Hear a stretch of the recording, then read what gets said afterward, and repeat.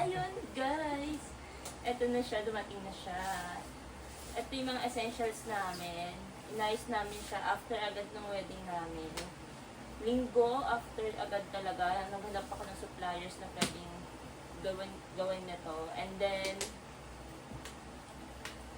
nagsama-sama namin siya, tapos kinontak ko siya, pinicturean namin, especially yung bouquet ko tsaka bottle niya kasi iaano pa nila yun eh. Preserve pa nila yun. So, ayun. Ngayon lang siya dumating. Pinadala namin siya March 24, ganun. So, around magto 3 months na siya sa kanila. So, okay naman silang itong negotiate. Then, okay din yung yung packaging. And then, ayun, bubuksan na natin. Sabay-sabay. I'm so excited. This is my dream. Unboxing. Ay, ang vlog ba? Unboxing with me. Charot. Guys, I'm so excited. Kasi gusto ko yung mga essentials namin ay naka-frame, naka-ayos.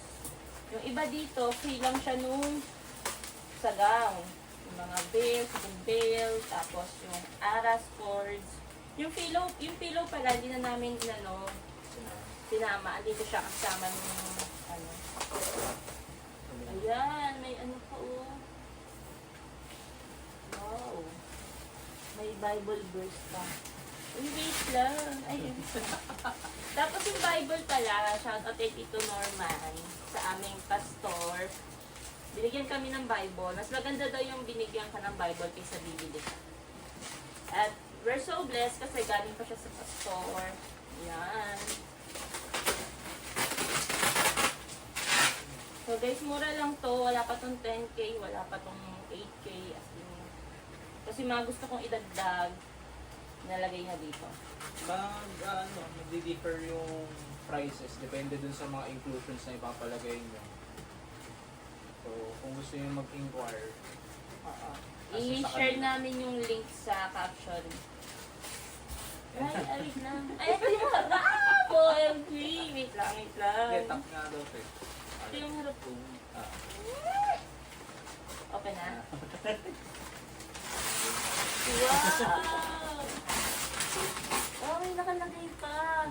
Hashtag. Tapos andito yung ang ganda. Ito yung ring. Fake lang to. Nilagay namin siya nun sa pillow. Tapos ito yung mga coins na binales. Ito yung kay Pastor Norman na galing.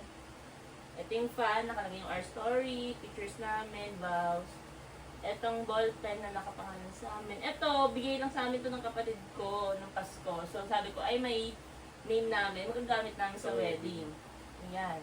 So ito yung bulaklak ko. Ayan. Ang ganda. Patay natin yung ilaw. Napapalitan ata eh. Hindi, isa lang siya. Ito lang ba?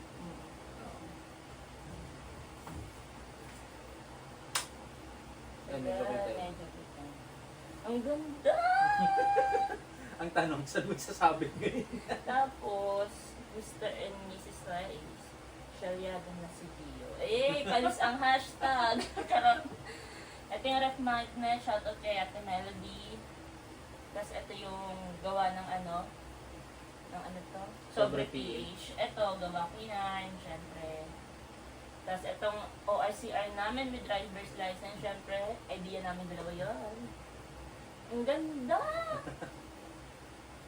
Naka-fix na siya, hindi siya nabubuksan. Oo nga eh. Pero maganda siya. Ito may sabitan. Magaan siya. Ito mo dito, kilometale. Magaan yung mga Ayun yung sabitan niya.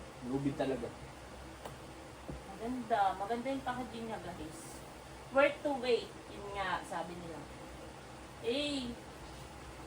Ang ganda.